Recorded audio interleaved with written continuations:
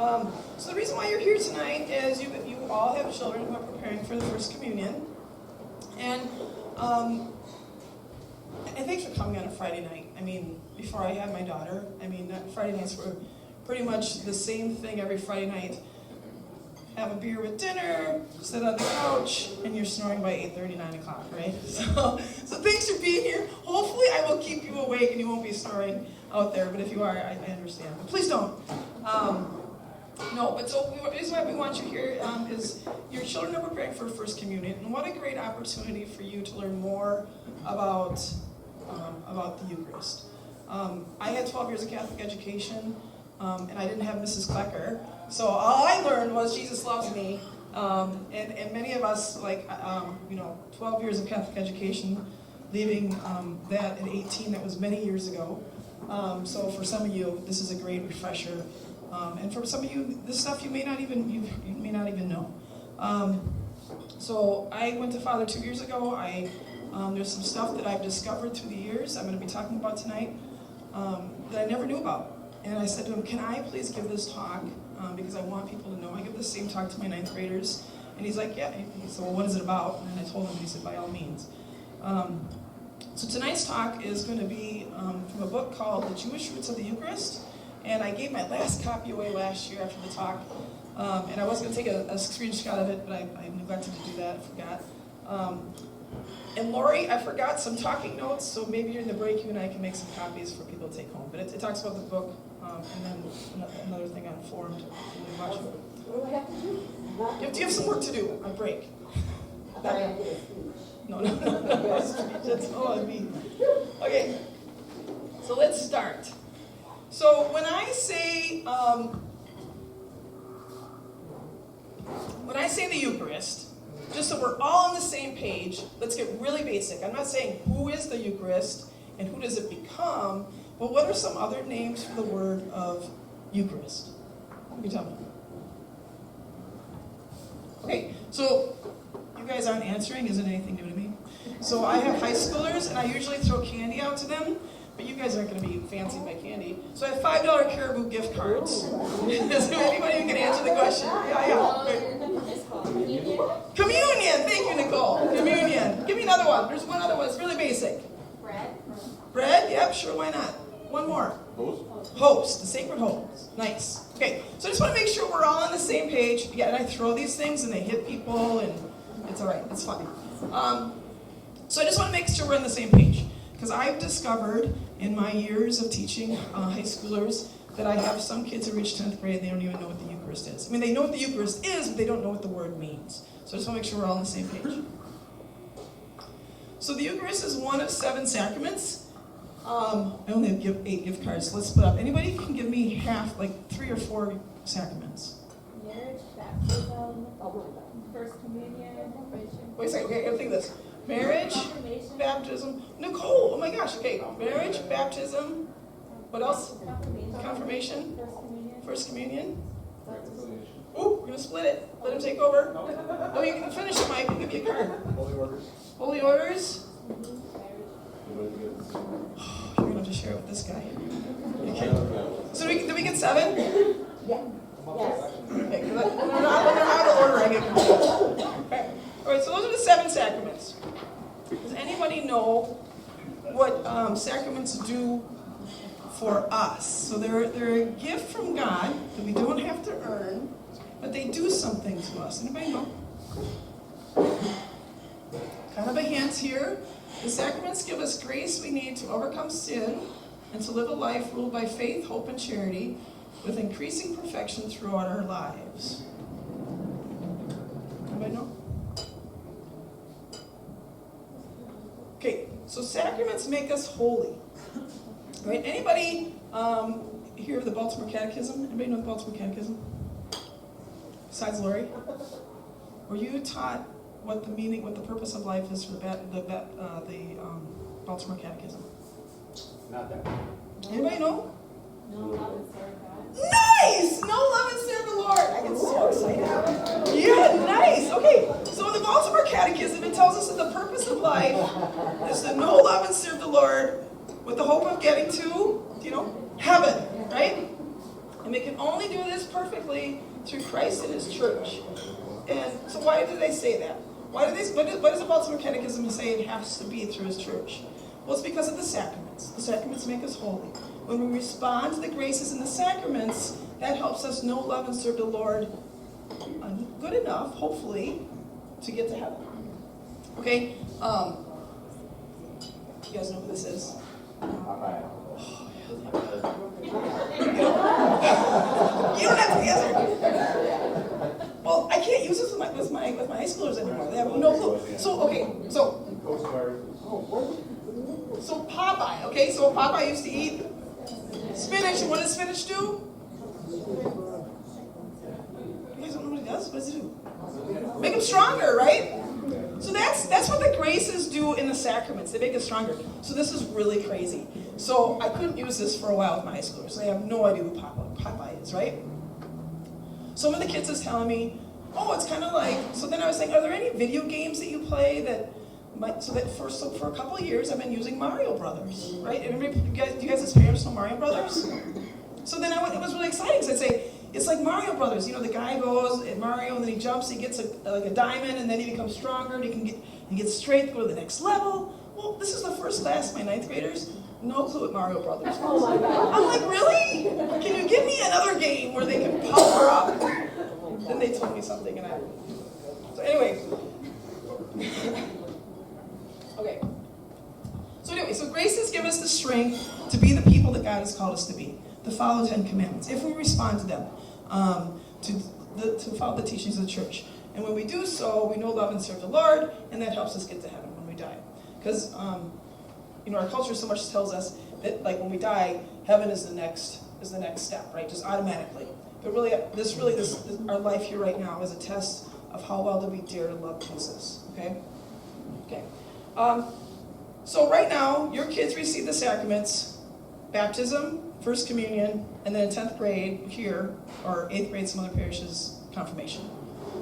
Anybody know the order? I mean, you have 3, and it makes a couple. Anybody can guess what the early church, the order was of the reception of the sacraments? Anybody know? Yeah, nice. You're going to be paying everybody. Sorry, I can't make it there. Okay, so the early church, the order of the reception of the sacraments was baptism, confirmation, and Eucharist. In fact, in the Archdiocese of North Dakota, do you know if there's any other ones? No, we were just talking about the Spanish way. Oh, yeah. In Mexico, Yeah, first is, of course, baptism, yeah, confirmation, yeah. and then first communion. Okay, But they changed it because they want to know, as a kid, when you're baptized, confirmation, we were like maybe 5. Okay. So we didn't really know what Right. was confirmation, so they switched it. so they switched it, so why don't we do it? Okay. Well, in the Archdiocese of North Dakota, they went back to baptism, confirmation, Eucharist. So in 3rd grade, so they receive baptism when they're an infant, but then in 3rd grade, at the same service, they receive confirmation and Holy Communion, First Eucharist. So why is that? Okay. So the Archbishop of North Dakota said that confirmation we all know is the full, so you get baptized, confirmation, when you get baptized, you receive the gifts of the Holy Spirit, but at confirmation, you receive the fullness of the Holy Spirit, okay? So the Archbishop of North Dakota said confirmation is ordered to the Eucharist and prepares the Christian to receive and be transformed by the body and blood of Christ more fully, okay? This is above my pay grade, so I'm not saying this is the way it should be, but I'm just telling you why he says that. But it's an interesting thought, because so there's nothing we can do to gain God's love. There's nothing we can do to lose God's love. He loves us unconditionally, okay? We can choose not to love him, which will have repercussions in the afterlife. There's nothing we can do to gain or lose God's love, okay? So, but like it says in Our Father, our whole purpose in life is to dare to love Jesus, right? To get to heaven, and it's all based on how well we love Jesus and how well we loved our neighbor. And our whole purpose is to transform our wills to God's will. We say it in Our Father, thy will be done, not mine, right? And that's hard because we have an inclination to sin. We don't want to do good. We want to do things that are comfortable. We don't want to be told what to do. I mean, like, even like, especially in our culture right now, right? Don't be telling what to do. This is my way or the highway, right? Frank Sinatra song, I did it my way. But Jesus came and he said, I am the way, I am the truth, and I am the life. We're supposed to follow him, his way, the church. The truth is the doctrine of the church, and the life. It's through the sacraments, okay? So the Eucharist, he feels that when you receive the fullness of the Holy Spirit, you can better work with those graces given in the Eucharist to transform your heart to be more that the heart God wants us to be, and loving him better and loving our neighbor more, okay? So again, above my pay grade, but again, just telling you the purpose of the Eucharist is to help us transform our hearts, to transform our wills to God's will, okay? All right, so my last card, you just saw it, Bill. So what's consecration? Consecration, when I say the word consecration, the priest consecrates the Eucharist. What does that mean? The host. Oh, Nicole, you're stealing all the cards. What does he do? Makes it holy. No, you get that back. That's the wrong answer. Get back. What does consecrate mean? Anybody know? Say it again. Yeah. Where's the consecration? Oops, sorry. Wild. No, I was a wild pitch. It was a wild throw. That would have been really cool. Okay. Okay. So now we're going to talk about the Eucharist, what it is, right? So through the prayers of the priest, he consecrates ordinary bread, and he makes it into, through the prayers given to him through Jesus' body, blood, soul, and divinity, in that Eucharist, right? In the Holy Communion. So we're all the same page. It's not a symbol. Other faiths believe it's a symbol, right? We truly believe as Catholics that this really becomes Jesus' body, blood, soul, and divinity. The sad part is that only 33 of Catholics believe that this is really, truly Jesus. So that means 70% of Catholics who come to church, I mean, maybe they come to church, maybe they don't, but they claim themselves to be Catholic, don't believe that this is really the body, blood, soul, and divinity of Jesus. Which is a great travesty, which is why we're doing this talk, in case one of them are you. We don't want that continuation to the next generation. And the reason why it's a tragedy, okay, I'm out of gift cards, but I got candy. So, why did Jesus come? Who can tell me why Jesus came? There's at least 3 that you might know. Yeah. To save us. To save us, so pay the debt of sin. In saving us, paying the debt of sin, it gave us, what did it help us do? Eternal life.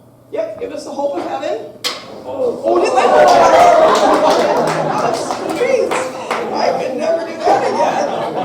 That's going to be some good cherry water. Okay, anybody know the third reason?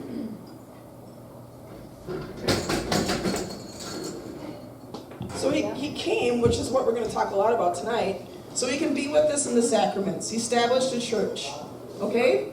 So that's why it's a great travesty that so many people don't believe in the real presence, because, I mean, he also came so he could be with us in the Eucharist. We're going to spend a lot of time on that tonight. Another reason, anybody know? So at Mass we say, gosh, help me out, Lori. May the Lord accept my sacrifice and yours for the good. What does it say? What do we say? For the praise and glory of His name. Thank you. Good job, Jennifer. For the glory of God. Okay, so Jesus came for that. But tonight we're going to focus on. He mostly came. Well, one of the big reasons, they're all big, is so He can be with us in the sacraments. When I say the occult, does anybody know what that means? The occult. Let's pretend I were to say, I'm in the occult. Anybody know what that means? Yeah, related to Satan. Okay, so I used to listen to a lot of Catholic radio. I used to be a graphic designer in the world, financial world. And so whenever I did designs, I used to listen to relevant radio. And time to time again, there would be people who would call in to relevant radio. It's a Catholic radio station. And they've been converted. So they used to be in the occult. They used to worship the devil. They used to be satanic priests.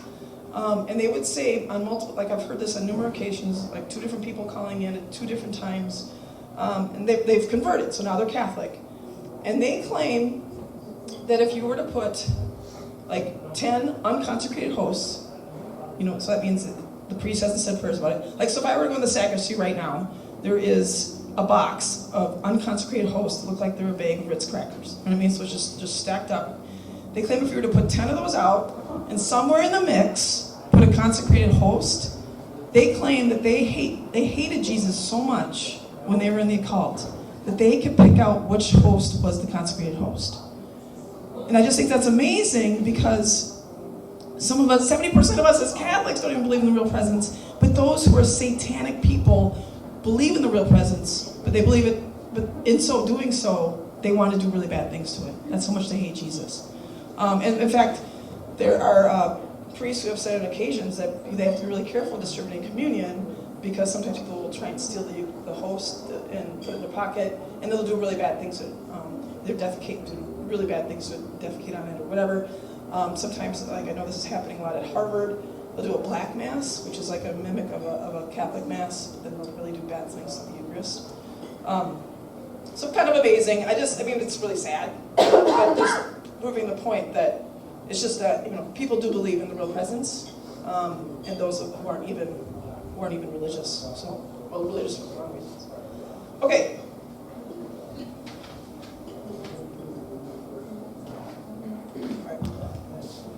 Okay.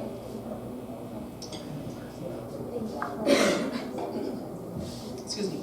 So let's get it. What I want to do before we watch this video is I want to get to the heart of. So I told you one thing we're going to talk about a lot tonight is what Jesus came to be with us purposely in the sacraments, purposely most importantly in the Eucharist. And I want to talk about. I want to speed us through salvation history so we can get to the point and see how God has really had a plan since the time of Adam and Eve. Okay? All right. So we go back to Adam and Eve in the garden.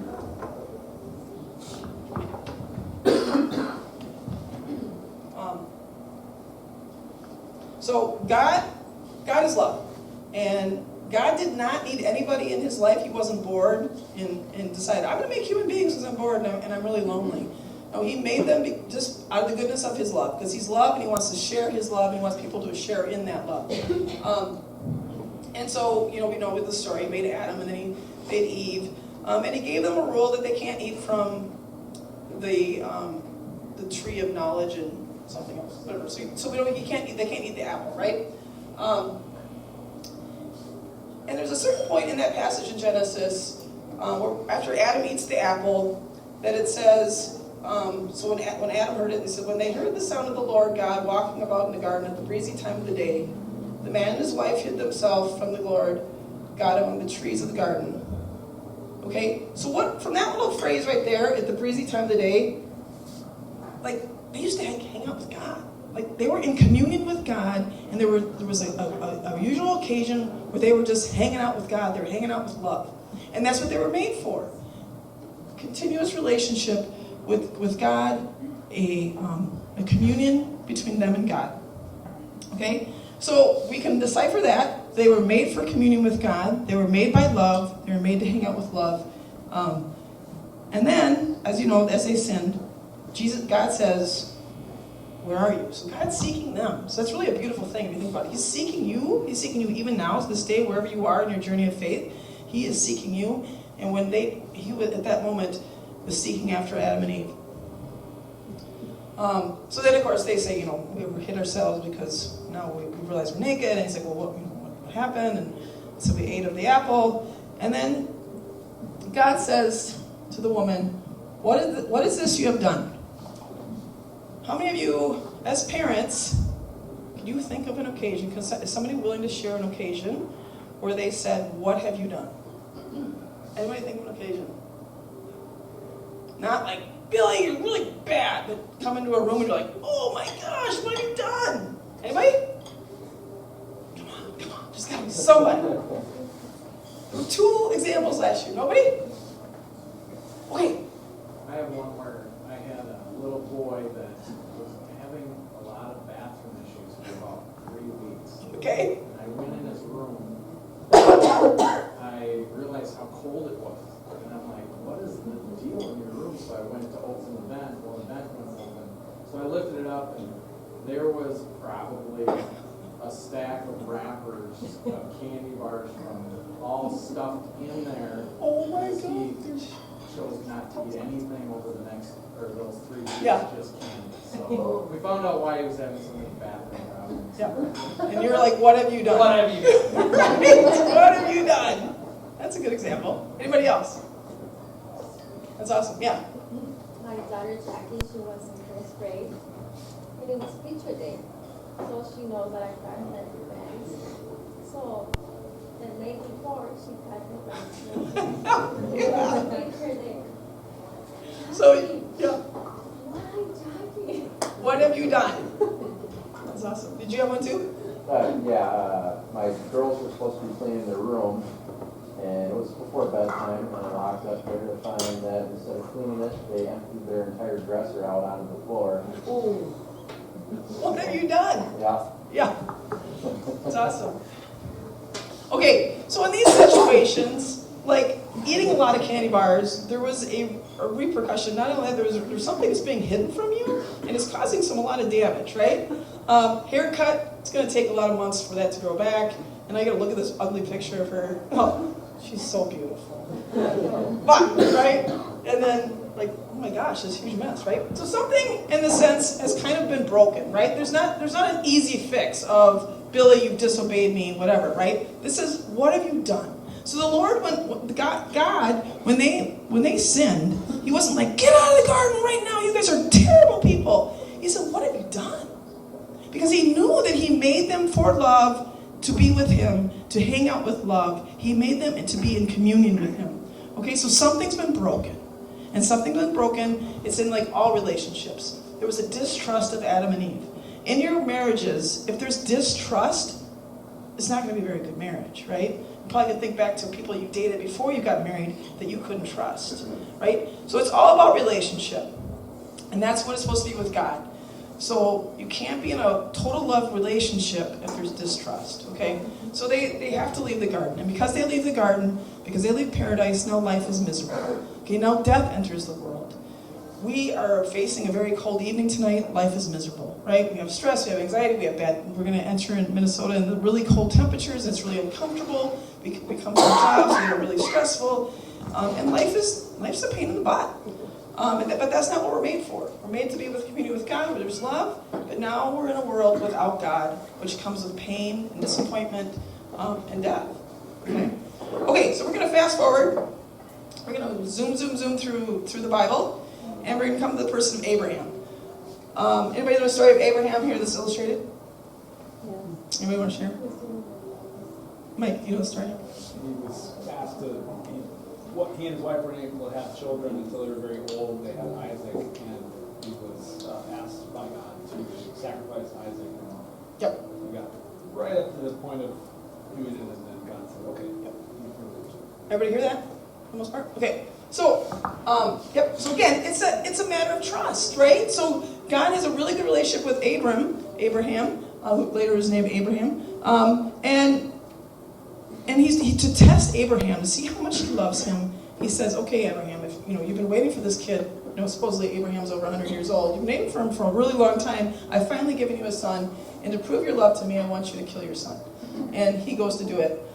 Just a little side note, some biblical historians, you can see this is an older child, believe that Isaac was actually in his 30s and not like an 8-year-old boy, which really kind of correlates the whole thing with Jesus being sacrificed. Because when the angel comes to Abraham, he tells him, don't sacrifice Isaac, God will provide the lamb. Okay? So knowing that if he really was 30, that's a pretty big correlation. So, okay. So Isaac has Esau and Jacob. Anybody know the story about Esau and Jacob? Okay.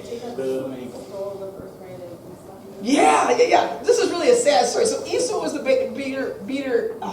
better brother, and he was supposed to receive a blessing, right? And so Isaac gets really old and gets blind. He becomes blind, and so Esau went out to go hunting one day, and Jacob's like, "Yes, Father, I'm Esau." And he's like, "Are you sure?" And he can't really tell. And then Jacob steals the blessing. Okay, and even though it was a really terrible thing, God honored that still, and Jacob became really successful. Okay, he had lots of children, lots of livestock, but God had a mission for him. And so Jacob, God renamed him. So just like Abraham became Abraham, Jacob, God renamed him Israel. So when you get older and your kids prepare for confirmation, they pick a confirmation name, right? So whenever you change your name, it's because God has a new mission for you. And that's now when you get confirmed, you have a mission to spread the faith, right? So here, Jacob becomes Israel, and that's where we get the people of Israel, okay? People of Israel, Israelites, they're from Jacob. Okay. Who knows the story of Moses? Moses. Want me to just tell it? Okay, yeah, go ahead. Freed the Israelites from Egypt. Yep. Anything else remember about him? They're part of the Red Sea. Yep. Got 10 commandments. Yep. He supposes his toes are roses. What's that? He supposes his toes are roses. You heard that I one? never heard that one. It's in there. Towards the back. Okay. Is that what you tell your kids? Yep. Oh, fun. Okay.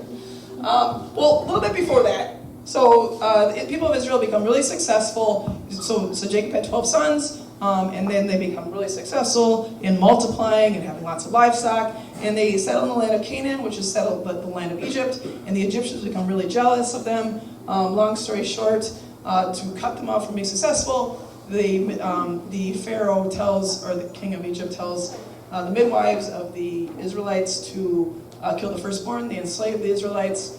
And they're supposed to kill the firstborn, but they don't. So then they become enslaved.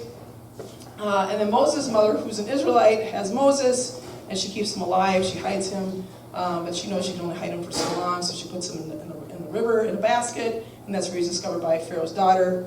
And she raises him as an Egyptian. He later discovers that he is an Israelite, okay? And he sees how terrible the people of Egypt are treating the Israelites, and there comes a situation where he actually kills an Egyptian. Maybe it was 2 Egyptians, I can't remember. And so then he goes into hiding. And when he's in hiding, remember the story of the burning bush? God comes to him.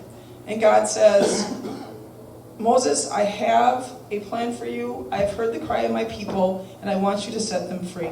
Okay? So then we have the story of the 10 plagues. I'm not going to totally go into that. And the last plague was... So Moses goes to Pharaoh. He says, let my people go. To do what? Anybody know what he wanted the people of Israel to do? Freedom. Yeah, what did you say? Yeah, the freedom to worship, right? He wanted them to worship, have the freedom to worship. So, which is interesting. Freedom is to worship, right? We have a lot of freedoms in this country, and one of the reasons why our country was discovered was for the ability to worship, right? We've kind of lost that. But and so that's when God announces who he is to Moses. I am who am, that's my name. And then Moses goes to Pharaoh, says, let them go, let them go. They do the 10 plagues. He keeps saying, no, they can't leave. The last one is the Passover, when they have to kill the lamb and put the blood on their doorposts. And then, yes, they leave. Then they leave Egypt. That's called the mass exodus. There's 600,000 people, Israelites, who leave. And this is really amazing, okay? So when they leave, God's like, okay, so let's just pretend to shock the pieces. So he's gonna have them leave to take them to the promised land, right? So they can worship him. It's gonna be the land of milk and honey. Let's just pretend that that's Shakopee. Just pretend. And so he's like, I'm not gonna take them to. I don't want them to go the usual route, 169 to Shakopee, because if they do, they're gonna land into war. And when they land into war, they're probably gonna want to run back and become slaves again. So he said, I'm going to take them around the way, like through Carver or something. So God came in the form of a cloud during the day that would be amongst, so it would be with the people of Israel, and it would lead them out a different way. So they followed the cloud during the day, and at night they travel, and it was a pillar of fire. So God is with his people, leading them, okay? Just like he was with them in the garden. Now he's with them in this form of cloud and fire, okay? And leading them to the promised land. Then we come to Charleston Heston, a.k.a. Moses. Can we all laugh at that? Did we get that? Last year, some people didn't get it. 10 Commandments, the movie. Okay. All right. So Charleston Heston, a.k.a. Moses, comes to the Red Sea, and they part the Red Sea. Okay, taps the rock. And at that point, God puts, so then all of a sudden Pharaoh's like, he hardens his heart. And Pharaoh's like, we're going to go after them. So they're chasing after the Israelites, and the Israelites are like, great, Moses, our life was fine until now they're chasing after, they're going to kill us. And God says to Moses, I want you to part the Red Sea so that I can prove my glory to them. Okay? So he parts the sea. and they cross through the sea, and they get to the other side. So there's I don't know if I heard it in Catholic radio or if I read about it, but it's a true story. So a young man came home from college, and he was Jewish, okay? And he said to his dad, he's like, Dad, we talked about this Red Sea thing in college. And he's like, I heard that the Red Sea was only 2 feet of water, so it really wasn't a miracle that they crossed the Red Sea.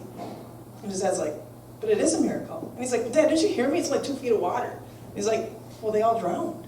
So when they got to the other side, so I don't know if it really was 2 feet, but the whole point is, when they got to the other side, God told Moses to hit the rock, hit the staff again, and the waters came back, and it killed all of the Egyptians. All right, so again, God does this to prove His love to them, and His glory, His power.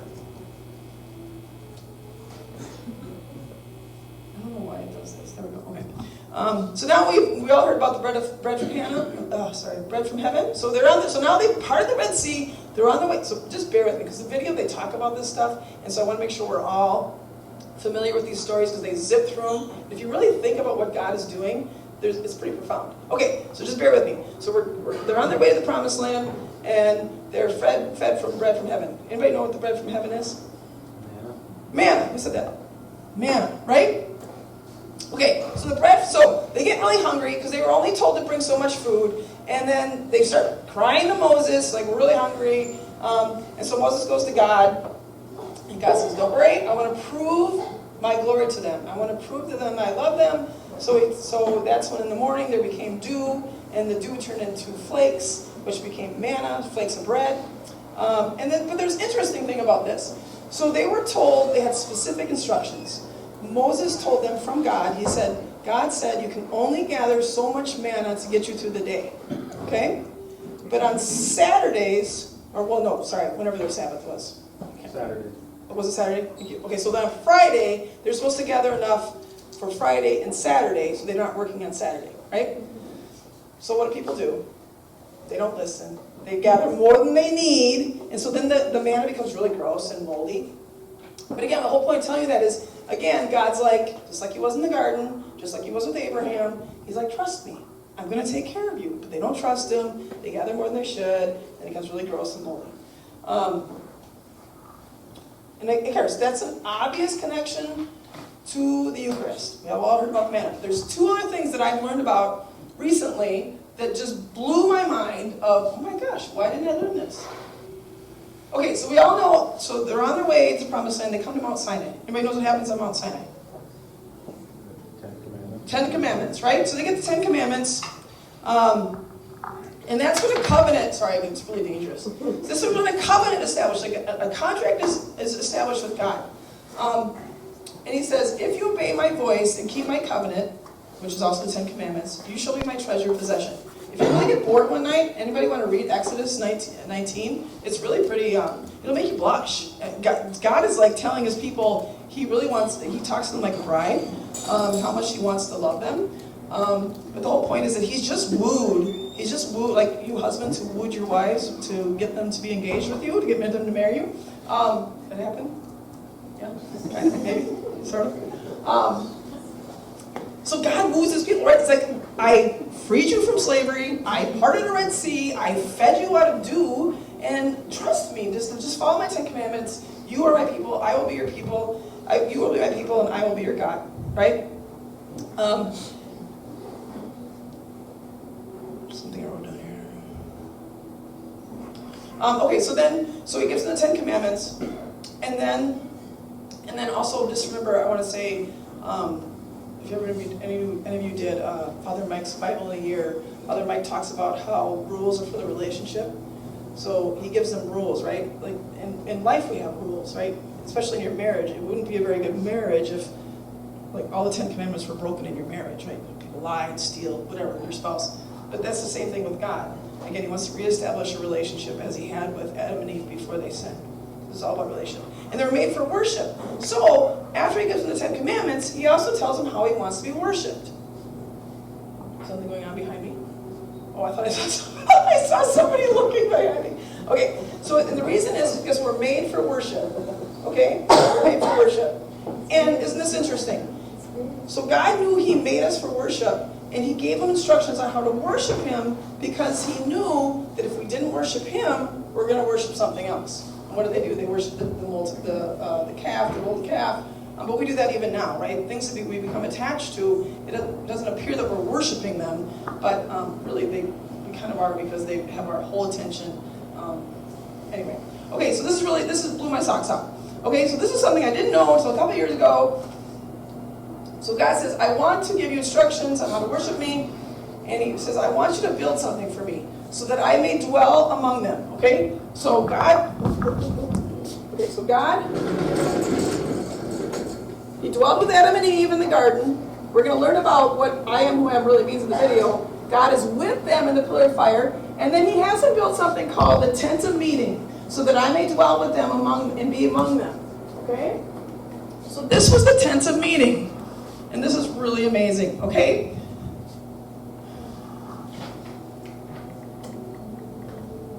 So the tent of meeting was the central place of worship.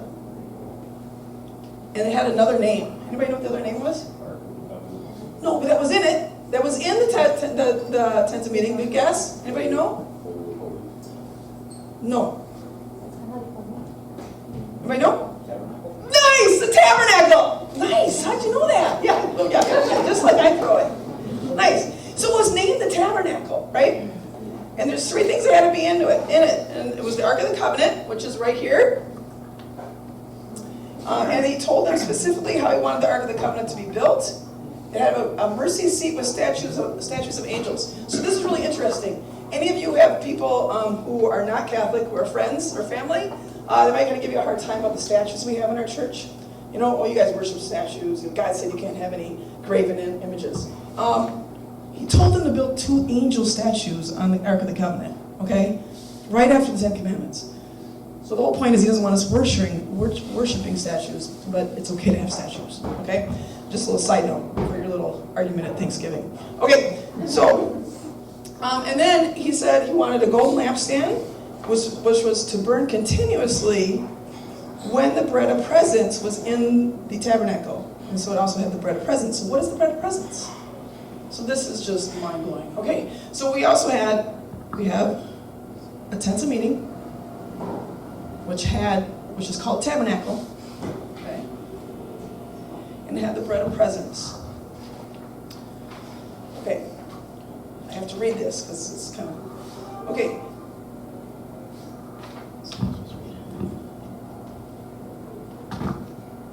Okay, so how many kids did Jacob have? 12. Okay, and they became the 12 tribes of Israel at the bottom of Mount Sinai when they made a covenant with God. So God said, I want you to make this bread, and I want you to them to be 12 cakes of bread. So it looked like that, 12 cakes of bread. And it needs to be set out on the Sabbath by the priest, and it's supposed to be a perpetual offering. So it's supposed to be in there all the time, continually before the Lord as a covenant, and to remind them of the covenant with them. And lampstand candles must be kept burning continually whenever the bread of presence was in the tent, or the tabernacle, tent of meeting. And then whenever it was carried out of the tabernacle, it had to be veiled. And the bread of presence literally meant bread of the face. It was a sacrifice of bread and wine. Anybody know what the bread would be a sacrifice? Bread and wine? What did they eat? Bread. They ate a lot of bread and they ate a lot of wine. So that's stuff they could be eating, but now they've set aside. What's with that? I forgot to tell you this one thing. Oh. So when they had the manna, so you put so much bread away with the bread of presence, but also when they had the manna they were supposed to take 1/10 of the manna and put it in a jar so that they would always remember what God did for them. Because we as human beings, like even when God works in your life, I mean, how many of you had a miracle or it's a divine intervention of some sort, and then 10 years later, or even a couple months, you're like, did that really happen? I don't know, right? So He doesn't want us to forget, but also 1/10, that's interesting. We're supposed to give 1/10 of our money to the church, but take 1/10 away, right? So, there's something else I want to say. Okay, so it was a sacrifice. They had two types of sacrifice, a bloody and an unbloody. So the bloody sacrifices that they would have in general would be the animal sacrifices. So it wasn't just a symbol, but it was a sacrifice. And so, isn't this interesting? Does any of that sound familiar? Right? This is our church, right? This is the church in most of our churches. And it's like God was the architect of our church, right?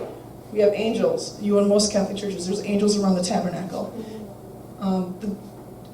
The Eucharist always has to be in a Catholic church. Did anybody know the one day a year that the Eucharist is not in the tabernacle? Good Friday. Yep. So then what happens to the candles on Good Friday?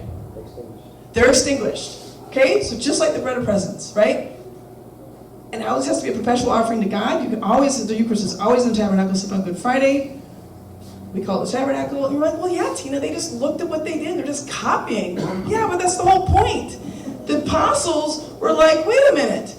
Jesus is saying all this stuff about being the bread of life, and we for generations have had this bread of presence, this tabernacle, and wow, wait a minute, this is what God, that was just, so God is just setting the stage for generations. And so whenever he would want to be with them, the cloud would be over the tent of meeting, and that's where they would encounter God, right? But he wasn't in the bread. That was just preparing them like a habitual, like getting them in the habit of doing this. So that when Jesus came, this is how I want you to treat the Eucharist, right? Wow. I think that's just flipping amazing, right? Also, too, if any of you have been to adoration, you know, the priest has to, out of reverence, but still that's what they did with the bread of presence. They would veil the bread of presence whenever it left, and that's what the priest does with the Eucharist whenever he moves the Eucharist. Just amazing, okay? When the Jewish people were waiting for the Messiah, what did the Messiah, were they waiting for? Anybody know?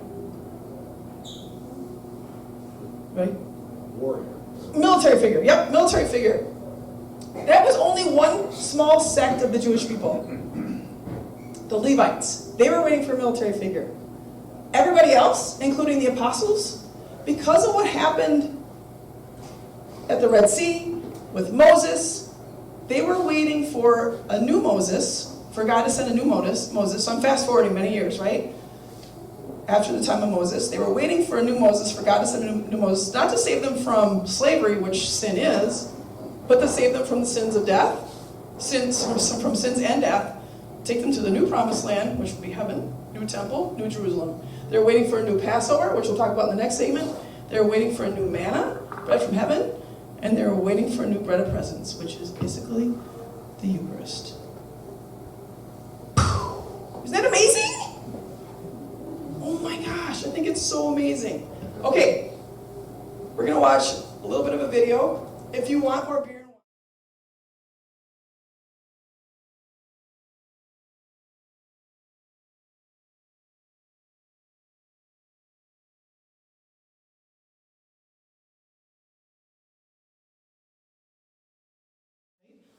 Life is hard. Life is full of a lot of stress and anxiety. Our kids are stressed out. We're stressed out. It's just, life just sucks, right? There's so many young people and men in their 30s are committing suicide because what's the point of life, right?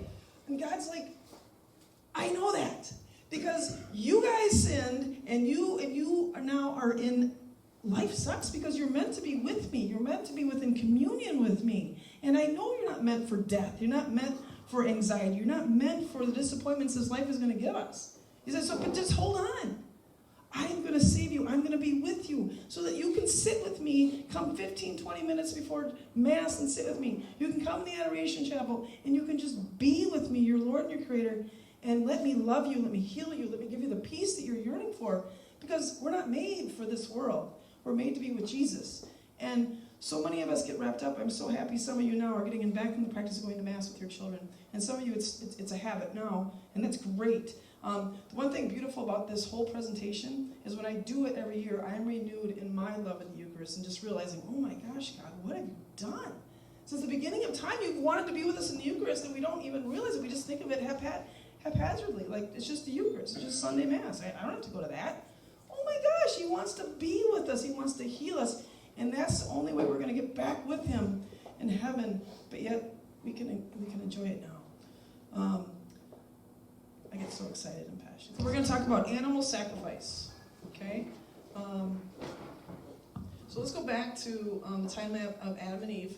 And so God said, don't eat from the tree of knowledge of good and evil. From that tree you shall not eat. When you eat from it, you shall die. And so what they do, they ate from the tree of what they weren't supposed to. So we have no idea, like now, Adam and Eve really had a good idea, how much sin offends God. Okay? We don't really understand that. We're so far removed from that. So what had to happen after Adam and Eve came out of the garden is there had to be something that made up for that sin. Okay? So that was animal sacrifice. And the reason why it was animal sacrifice for two reasons. One is, so to be separated from God, God said, you shall die. There's death with that. Like, again, we're made for communion, we're made with union with love, and so now we're separated. So that's death. So something had to die. Okay? So they'd have animal sacrifices so that someone would die. So when they offered an animal, the priest would put his hand on the animal. Do I have a picture of that? Yeah, they'd put the picture of their hands on the animal, and that would absolve the person of their sin. Why was that? Well, it had to be a perfect animal, right? It had to be taking care of this animal, it had to be without blemish. So you kind of become attached, right? Anybody? Oh, it's you again. But anybody besides the henches that have animals or grew up in a farm where they did any slaughtering of animals? Okay, so what did you have? 2,000 cows. Do you ever get, so now my husband said, okay, so do you ever get attached to 1 or 2 cows? You get attached to 2,000 cows. You're better than my husband. Okay, so how does that feel when you got to put one down? Sad, yeah? Right? So these people, like, this has to be a perfect animal, so you're taking care of it, knowing you're going to be offering it up for sacrifice. So the second reason was, you have to heal the relationship with God, right? Rules are about the relationship. So you want to make something that's going to kind of hurt, so that you won't do it again, right? But of course we do it again. So that was the reason for animal sacrifice. And then also, the animal sacrifices of the Old Testament were used to atone for sins and were a foreshadowing of the perfect sacrifice of Jesus, right, upon the cross. But we'll get to that in a little bit. Okay.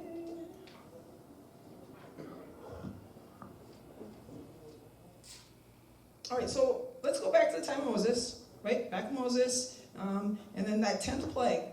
And he has to, so when he told Pharaoh, you have to let us go, otherwise God's going to kill your firstborn. So God told Moses, tell the people of Israel they have to kill an unblemished lamb, they have to put the blood on the doorposts, they have to eat with their loins girded, and have to have unleavened bread. And anybody know what unleavened bread is? Anybody? So it's bread that isn't cooked all the way. And they're supposed to do this continually throughout their history to remember how they left in haste. Okay, another interesting thing is, God told them, leave no fragments of the lamb behind after dinner, okay? What did he tell? Fast forward with the manna, he said the same thing. Don't leave anything behind, right? In fact, they had to burn anything that was left behind. This is also interesting that years later, so they had to repeat the Passover every year, so they would never forget what God did for them. Okay? They'd have to enter into the Passover. We'll learn about that in the video. I don't want to talk a lot of time about it.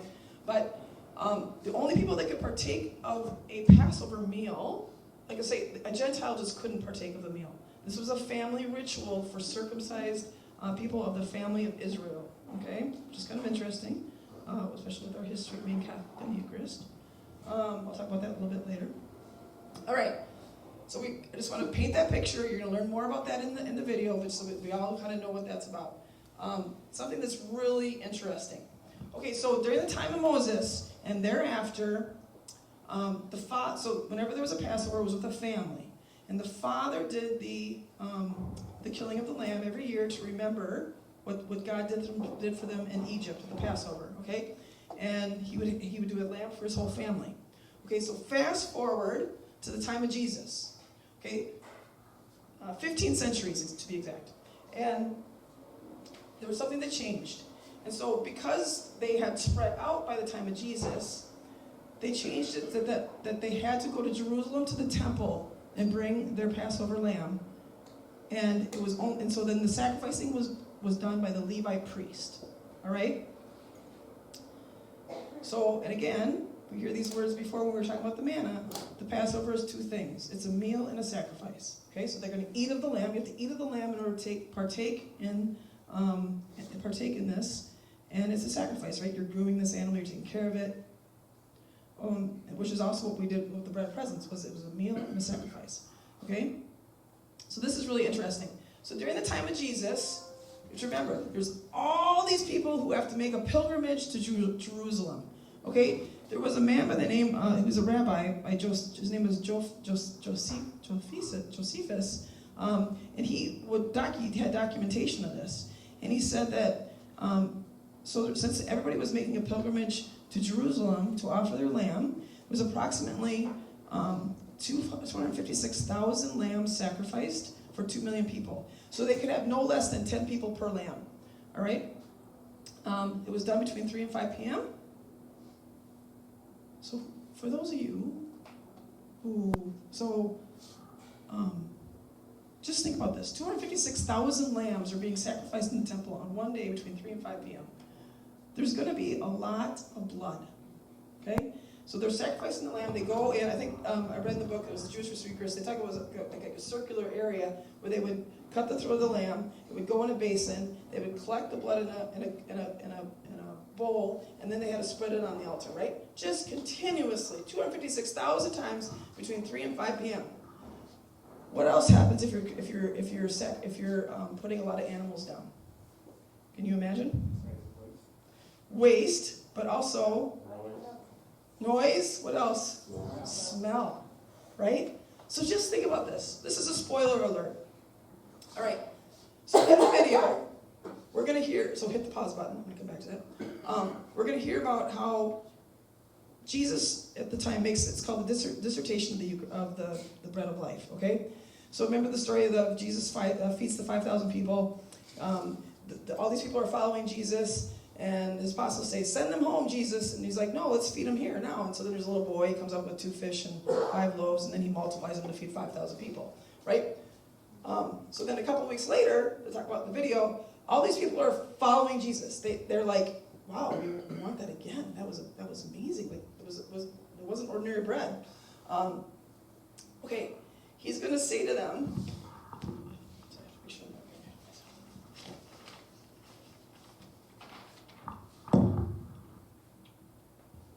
he says to them, unless you eat of the flesh of the Son of Man and drink his blood, you have no life in yourselves. Okay, this is amazing, because you have to remember, when Jesus, so when they find him a couple days later, it's Passover.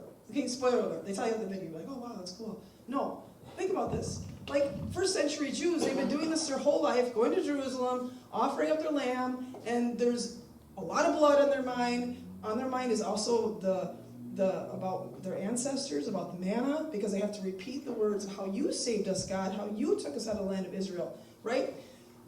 All this is on their mind. All the smell is in the air. And all of a sudden Jesus says, unless you eat the flesh of Son of Man and drink his blood, you have no life in yourselves. And you're like, and people, they'll talk about how people start turning away, right? When you're probably like, oh, well, that's because, well, it sounds like cannibalism. Of course people think he's crazy. There's another reason that's pretty amazing. Back to the time, so I'm going back and forth. So let's go back to the time of Moses. In Leviticus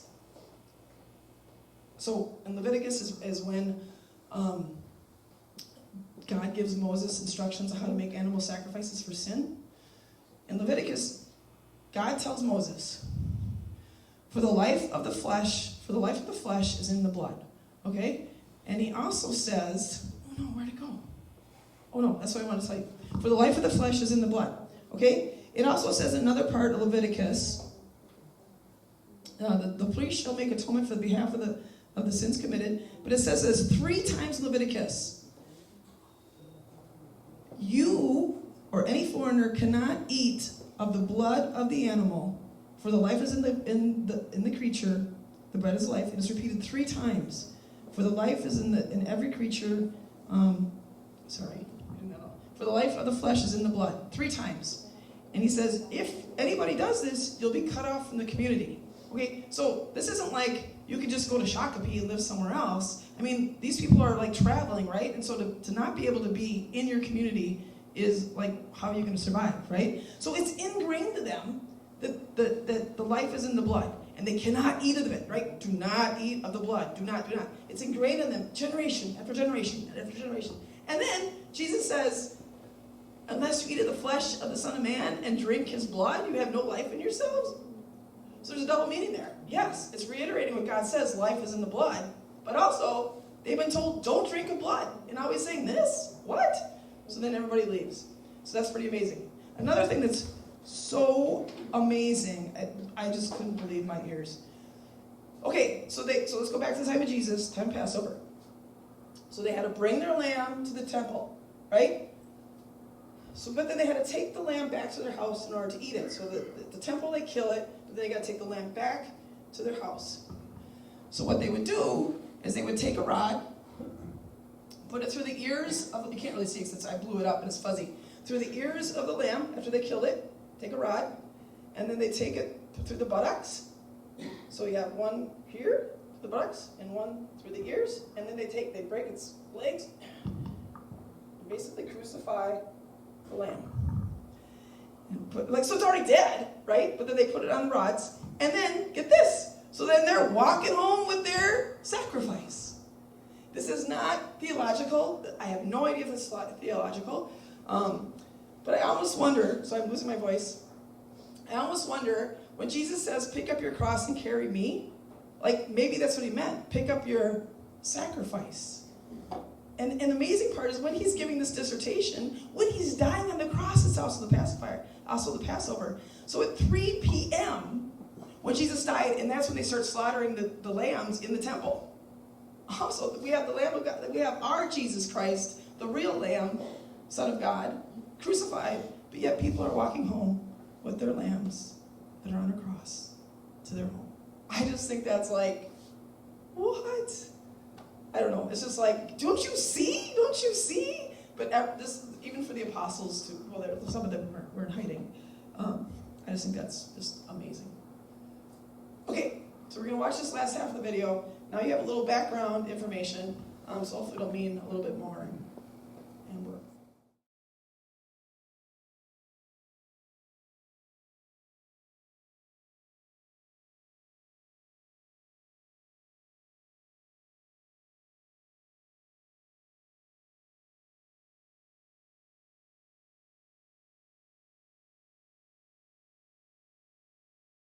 that God did for the Israelites. We are the people of Israel. Father Quayle will say to Pete, the custodian, Shalom. And Pete's like, he's like, we're Jewish, right? In fact, they said well on the radio, Father Richard Simon will say, he has a rabbi, he's a friend, and his rabbi friend will say, you guys are more Jewish than we are. But it says at Mass, during the consecration, this is the blood of the new covenant, right, with Jesus. So, please, if you're not making a habit to get to Mass, I mean, nothing is more important than what God has done for us.